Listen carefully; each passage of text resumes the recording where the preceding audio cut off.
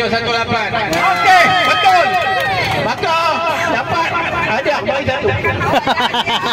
Okey, dapat sempurna kepada Abang ini. Okey, soalan yang kedua. Okey, dengar betul-betul soalannya. Siapakah? Dia dua, okey jawab. Nanti ya. Okey, okey, cuba kita bagi Zahid jawab. Pasal dia angkat tangan. Siapakah nama Gubernur Bandar Aceh yang ada tak bulatan wajah tadi? Bulatan. Apa nama? Nama penuh tahu. Saya cuma bagi tahu itu Haji. Haji Muzakir.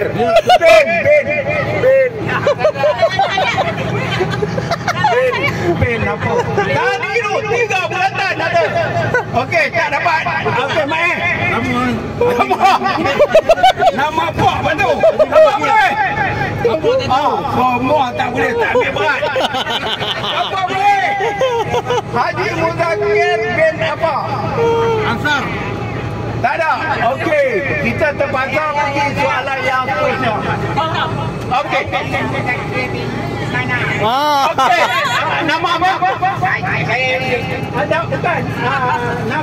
Nama Gubernur. Haji Muzakir bin Manaf. Betul. Jawapan betul. Okey. Apa hadiah? Ingat Manaf. Okey. Okey. Semua lelaki dapat, kita akan bagi untuk orang perempuan saja. Satu lagi. Okey, dia betul-betul perempuan ya. Siapakah nama Ulu Balang atau Lakmana yang terhebat? Kak Min ada bagi tahu kemarin. Dia adalah orang yang terbaik di dunia, perempuan.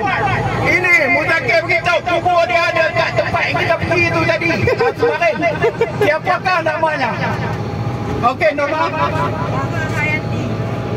Maha Hayati. Salah. Salah. Nama penuh yang betul. Betul Datuk, tapi salah. Spelling salah. Okey. Tak boleh. Perempuan tanya. Malah Hayati. Mama Hayati betul. Okey. Dengan itu nombor dapat. Masya Allah. Kain batik yang terbaik tu. Bukan agak Masya Allah. RM30 dia beli duit Malaysia. Okey. Jadi saya mengucapkan jutaan terima kasih kepada tuan-tuan dan puan-puan semua.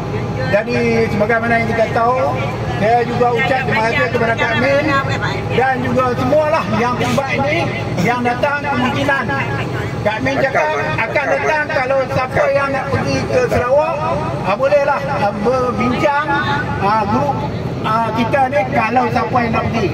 Kemudian grup kita tu kalau nak keluar pun boleh, tak ada masalah. Jadi grup kita tu bukan grup kekal, kita boleh padam dan kita akan buat yang lain pula. Okey. Gambar-gambar bagi tempoh dulu, gambar-gambar itu semua naklah dihantar di dalam grup untuk kawan-kawan nak tengok. Sementara anak saya dia akan membuat video